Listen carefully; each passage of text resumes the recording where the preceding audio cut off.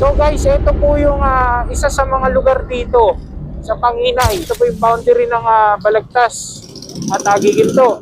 At kung makikita nyo po, ayan pa po yung bakas ng lumot at tubig. Ayan po yung halos bakat pa ng baha dito. So guys, nandito tayo sa pamahalang bayan ng Giginto. Hindi tayo dumiretso doon kasi napaka-traffic. Hanggang doon po yan sa may palengke. So tignan natin guys kung ito yung Giginto National Vocational High School. No? Tignan po natin dito kung makakadaan tayo kasi may dinadaanan kami dito shortcut eh. Athletic and Cultural Center ng Giginto. Pumasok po tayo dito. So papakita namin sa inyo guys yung isang daan na alam namin para makaiwas din po kayo sa traffic.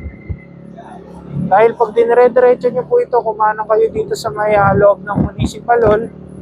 At pag kumaliwa po kayo rito ay shortcut na yun, papalengke. Dahil napaka-traffic po doon, Kaya sumorka tayo dito guys. Pa-mention po kami kung ano po yung nasasakupan ng lugar na ito or kung anong barangay po ito. No? So ito yung MDRRMO ng Giginto. Grabe, may lubak pala tayo madadaanan doon.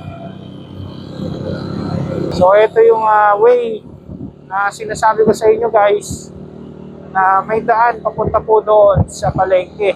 So guys, napakaluwag po ng daan na to. Yun nga lang medyo may mga ilang sirang kalsada na rin kayo madadaanan. Katulad po nito, laki ng butas. Paglabas nyo dito guys, kung makikita nyo po yung straight na yan, yung pakanan po diyan ay pabulakan-bulakan. At yung pakaliwa naman ay yun yung papunta ng palengke. Doon sa may Pure Gold, no?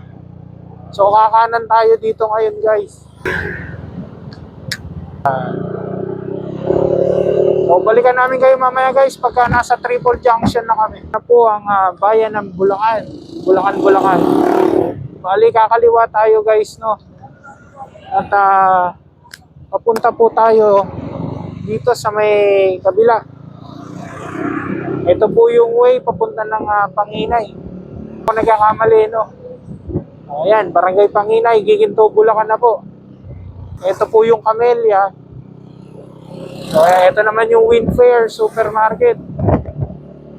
Yung sitwasyon at lagay ng kalsada dito sa Panginay, Giginto, Bulacan. So kung ano yung kinaganda doon sa kabila, ito naman po yung kinalubak dito sa daan. May bahaba din Ayan guys, no? Ito na po ang barangay ng Panginay. Hindi pa po nakapollow sa amin, please heart and share lahat ng mga videos natin at panoorin po natin hanggang dulo. So guys, ito po yung isa sa mga lugar dito sa Panginay. Ito po yung boundary ng Balagtas at Giginto. At kung makikita nyo po, ayan pa po yung bakas ng lumot at tubig. At ito po yung nabibideo na madalas mag-viral sa Facebook na talagang malalim pong magbaha. Ito po yung lugar na yun guys. At kung makikita nyo, ayan po yung halos bakat pa ng baha dito. Grabe, no? So sa ngayon po na dumaan tayo, August 28, wala naman po kaming baha ngayon na nadaanan. At sana hindi na po bumaha dahil kawawa yung mga residente din at mga dumadaan dito na motorista sa lugar ng Panginay. Please keep sharing our videos. Ulitin ko po, tapusin po natin hanggang dulo. At sa mga bago pa lang po sa FB page natin, please follow po. Pati na rin po yung YouTube channel natin. So, yun lamang guys.